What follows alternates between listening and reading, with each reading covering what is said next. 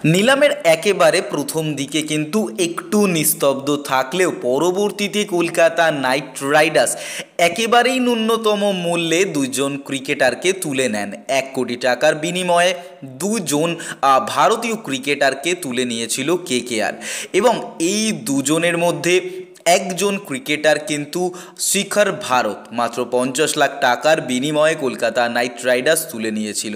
এবং অন্যদিকে দাঁড়িয়ে আরও একজন বোলার চেতন সাকারিয়া, যিনি সৌরাষ্ট্রের বাঁহাতি বোলার, তাকে কিনে নিয়েছিল কলকাতা নাইট রাইডার্স। এই যে শিখর ভারত, তিনি কিন্তু একাধারে একজন উইকেট কিপার ব্যাটসম্যান। তো কলকাতা নাইট রাইডার্সের হাতে একটা অপশান বাড়ল। কলকাতা নাইট রাইডার্স অবশ্যই এবারের নিলামে অংশগ্রহণ করার আগে আমরা জানতাম যে পেস বোলিংয়ের দিকে কলকাতা নাইট রাইডার্স নজর দেবে। তো সেক্ষেত্রে দাঁড়িয়ে কলকাতা নাইট রাইডার্স চেতন সাকারিয়াকে তুলে নিয়ে যথেষ্ট ভালো টিম গঠনের দিকে এগোচ্ছে। আমরা আগামী দিনে চেতন সাকারিয়া, শিখর ভারতের মতো ক্রিকেটারদের নিয়ে অবশ্যই ডিটেলসে আলোচনা করব।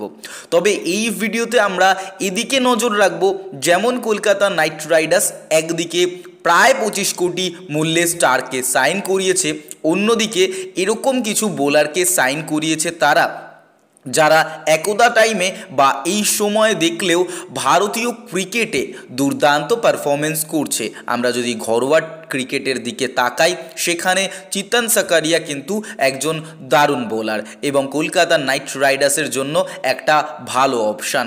এবং স্টার্ক, চেতন সাকারিয়া, এই যে যুগলবন্দি, এতে কিন্তু ভারতীয় দলের ক্ষেত্রে এই ইয়ং বোলারদের অনেক উন্নতি হবে, কারণ স্টার্কদের মতো অভিজ্ঞ ক্রিকেটারদের সান্নিধ্য পেয়ে এই ক্রিকেটাররা কিন্তু দুরন্ত পারফরমেন্স করতেই পারে এবং নিজেদের যে বোলিং তাতে অনেক বৈচিত্র্য আনবে চেতন সাকারিয়ার মতো বোলাররা স্টার্কদের সান্নিধ্য পেলেই। এবং স্টার্ক যেহেতু একজন অভিজ্ঞ ক্রিকেটার, সেখান থেকে দাঁড়িয়ে তিনি তৈরি করবেন কলকাতা নাইট রাইডার্সের তরুণদের।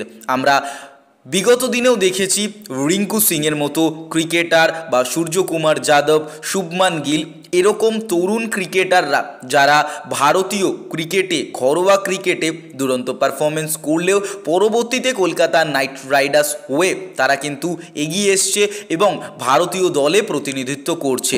অন্যান্য ফ্র্যাঞ্চাইজিতে আমরা যদি তাকিয়ে দেখি সূর্যকুমার যাদব বা শুভমান গিলের দিকে, তারা কিন্তু একাধারে দুরন্ত।